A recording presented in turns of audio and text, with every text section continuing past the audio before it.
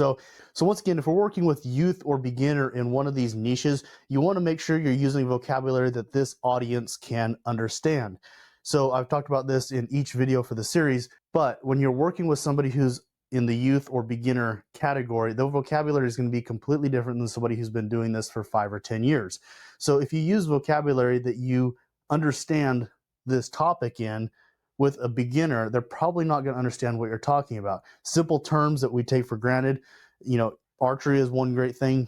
You throw out something like a 3D target, and somebody who's a beginner might not know what a 3D target is, or they might not know the difference between a broadhead, expandable broadhead, fixed blade broadhead, field point, or bird point, right? So explaining those things on very basic terms is going to be massively helpful for connecting with this audience, because you got to keep in mind, it's like if you've mowed lawns for your career, your entire life, and you've never gone to school, you're going to understand mowing lawns very well, right? But then if you walk into SpaceX and you're walking along with Elon Musk and he's telling you all about his latest rocket, you're probably not going to understand the vocabulary that he's using unless you've already got some education in that industry, right? So keep that in mind. We do that as a society. We tend to think that everybody understands what we're saying and how we're saying it.